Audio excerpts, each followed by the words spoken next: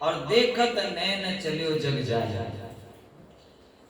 कबीर साहब फरमाते हैं कि शरीर की और इस धन की क्या महिमा करना।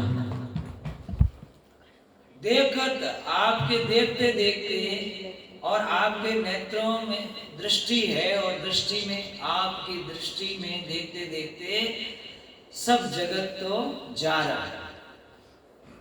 रोज नक्शा बदल रहा है, चाहे नया बने तो भी नक्शा बदल रहा है और कोई चले जा रहे हैं तो भी संसार जीवन नक्शा सब बदल रहा है।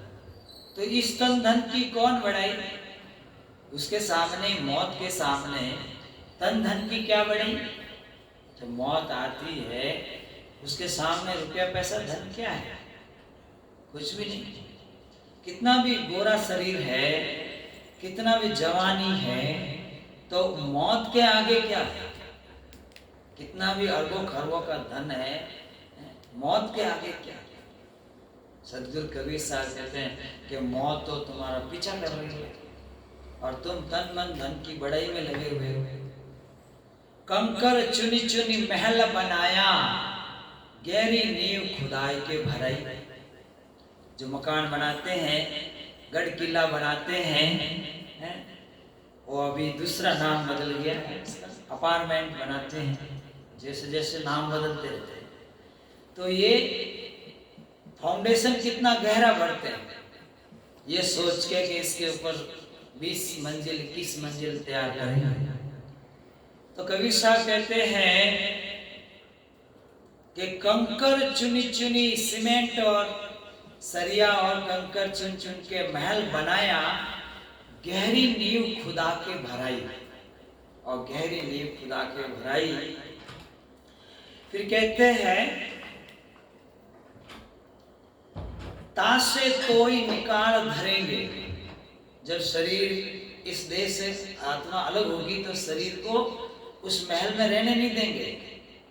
जिस महल को उसने बहुत कमा कमा करके इकट्ठे कर करके बनाया, तो कहते हैं तासे तोई निकार धरेंगे और जंगल बीच परिवार के आई। और जंगल के बीच में ले जाके इस शरीर को जलाएंगे और परिवार के लोग ही कपाड़ी क्रिया करेंगे। तो कहते हैं मात पिता सुत नारी कुटुंब के, माता पिता सुत नारी कुटुंब के मोह जाल फंद रहे अड़ु जाई। अधिक मोह करने से अड़ुजता गया तो वह बहु धंधे में जन्म गमायो और प्रभु की शुद्ध मूर्ख बिसराई। यानी परमात्मा की शुद्ध है जो मूर्ख बिसर गया और माता पिता नारी और कुटुंब के मोह में सारी उम्र गमा दी। अब तो कहते हैं जन्म भी गमा दिया तो मूर्ख प्रभु की शुद्ध बिसराई, परमात्मा की शुद्ध भूल गया, उनका नाम भूल गया, उनकी भक्ति भूल गया। कबू न कियो एक क्षण संगति, साधु संत से प्रीत लगाई। साधु संतों के तो निकट जाना नहीं चाहते लोग। क्यों? क्योंकि पाप ज्यादा कर लेते हैं तो वो आड़ा फिरता है। कबू न कियो एक क्षण संगत, साधु संतों से प्रीत लगाई। रयो आदीन सदा दुर्मति के और अपने मन में करे चतुराई। इस तरह दुर्मति के अधीन रहा, अच्छी बुद्धि नहीं रखी और संसार में जो काम नहीं करना था वो भी किया, जो गलती नहीं करना था वो भी किया, जो भोजन नहीं करना था वो भी किया, जो नहीं खाना पीना था वो भी खा गया और फिर ऊपर से अपने ही अपनी महिमा करे, अपनी अपनी चतुराई करे। तो जब तो जानते हैं कि फलान चंद जी कैसे हैं, वो तो जब आएंगे तभी शुद्धि ले लेंगे, हैं? तो कहते हैं कहे कबीर सा चेत नर अजू। अभी कुछ नहीं हुआ है, अभी चेत। कहे कबीर सा चेत नर अजू और कयो तो ही बहु विधि समझाई, बहुत विधि से समझाई। गहो गुरु शरण हरण बहु संकट, जामे मिले मुक्ति सुखदाई।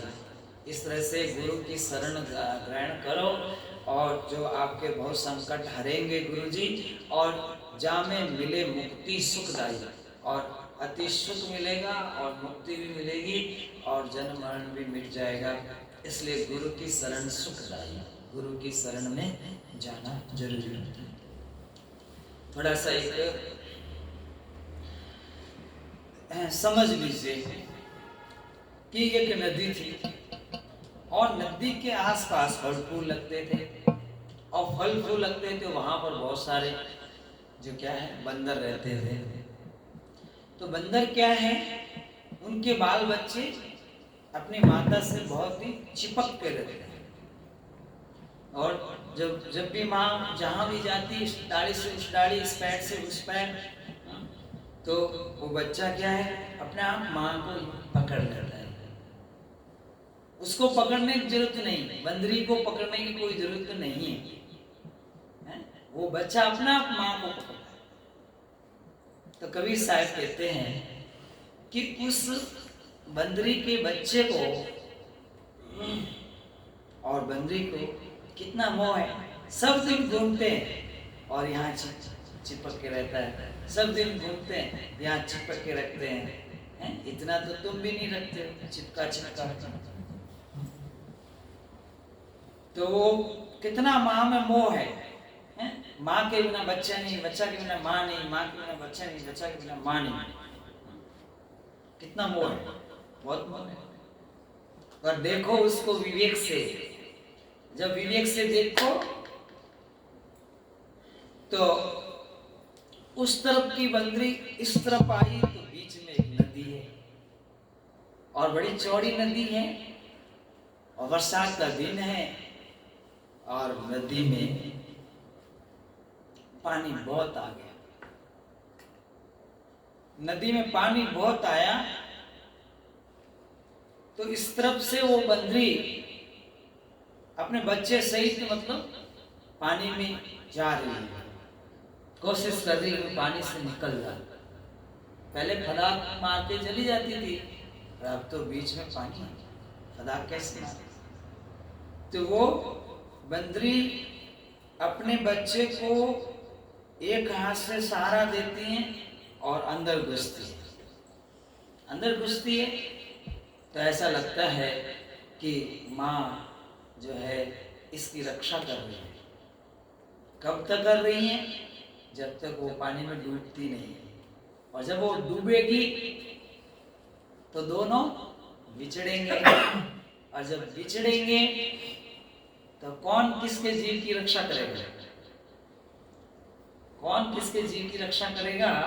तो वहां कहते हैं जैसे जैसे अंदर जाती है, जैसे जैसे अंदर जाती है पूरे पानी ऊपर आ जाता है, जैसे जैसे अंदर जाती है और थोड़ा चलती है, थोड़ा चलती है, कभी फुदकती है, कभी चलती है, कभी फुदकती चलती है, और अचानक जब ज़्यादा बाढ़ आती है, ज़्यादा प्रवाह ज़्यादा चलता है नदी का, तब दोनों छूट जाते हैं।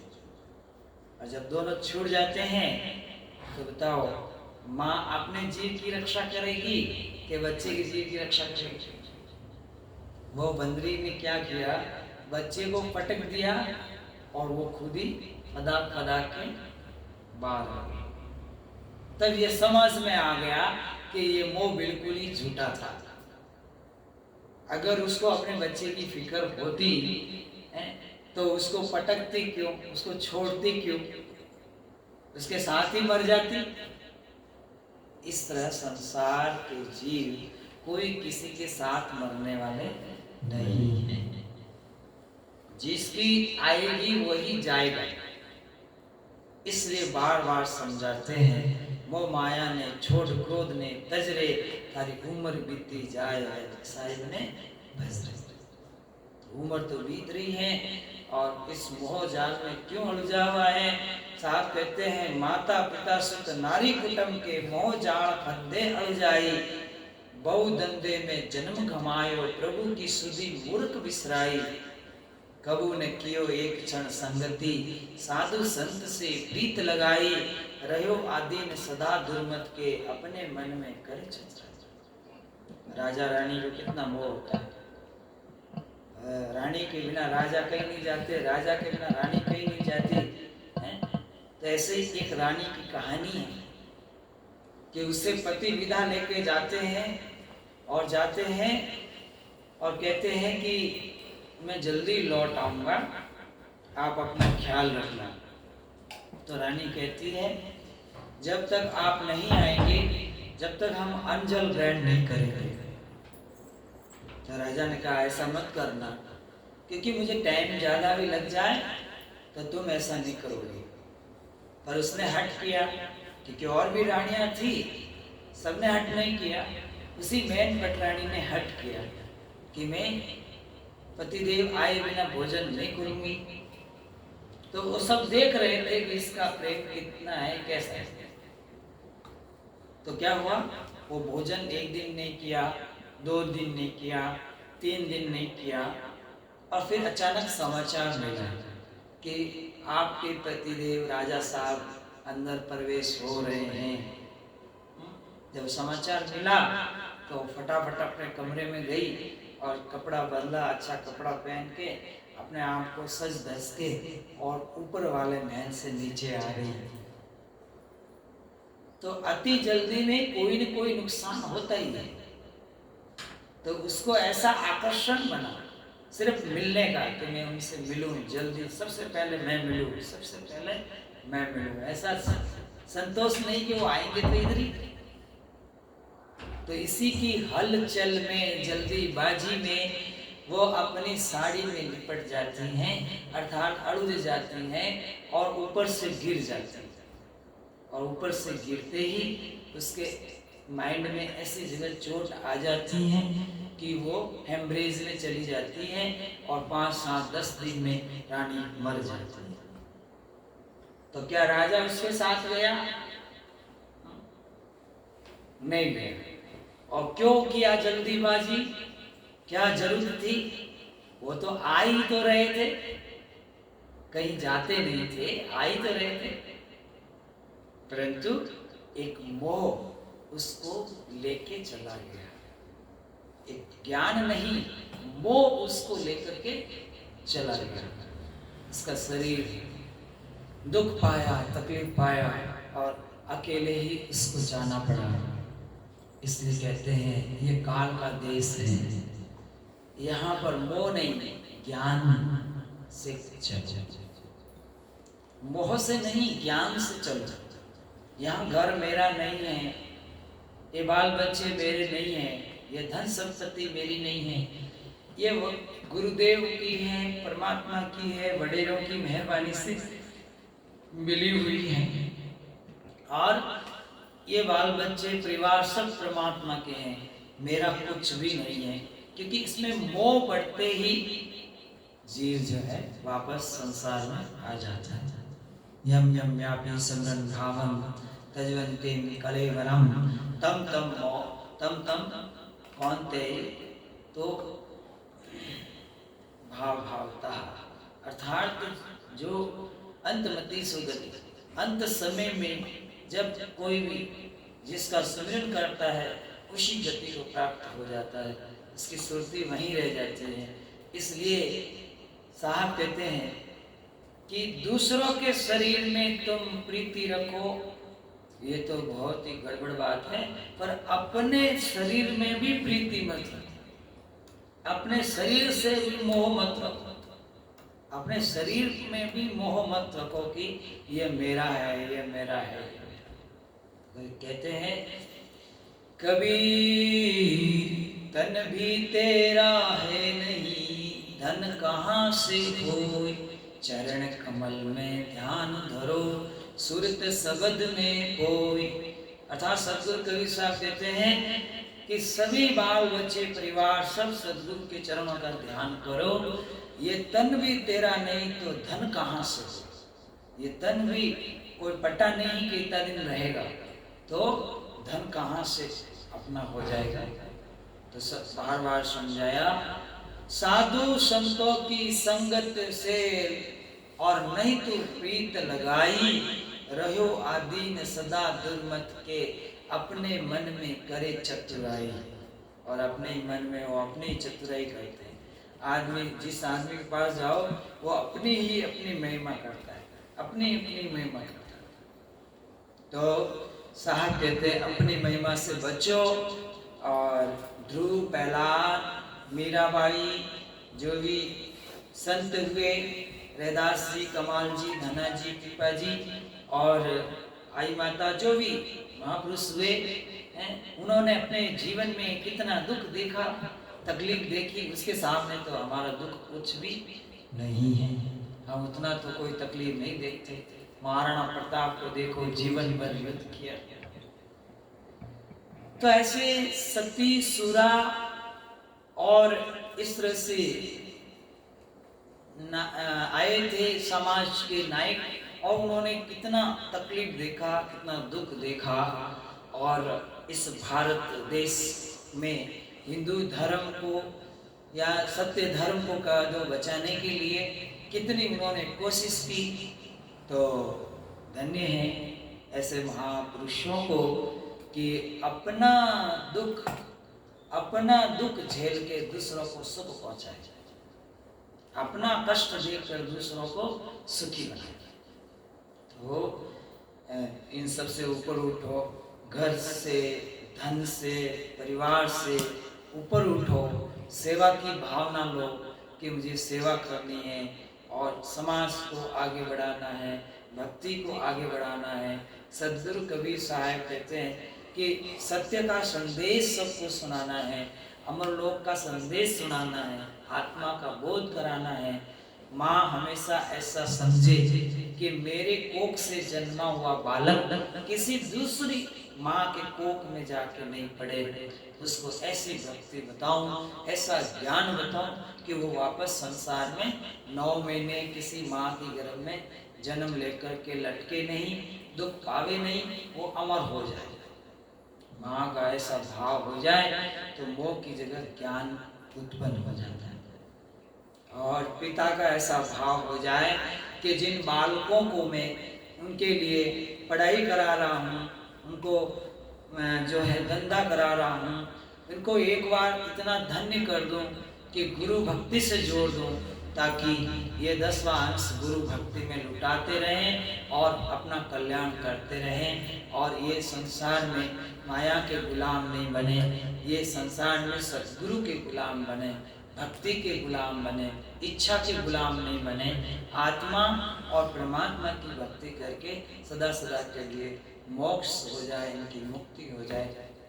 तो पिता का ऐसा सोच है, ऐसा विचार है, तो वो पिता नहीं होते, वो गुरु के तुल्य हो जाते हैं। तो भाई बहन जितने भी नाते रिश्ते, वो सकल परिवार को लेकर सबको अच्छी दिशा दो, सबको गुरु भक्ति में लगाऊं, सबको आत्मा का बोध कराऊं।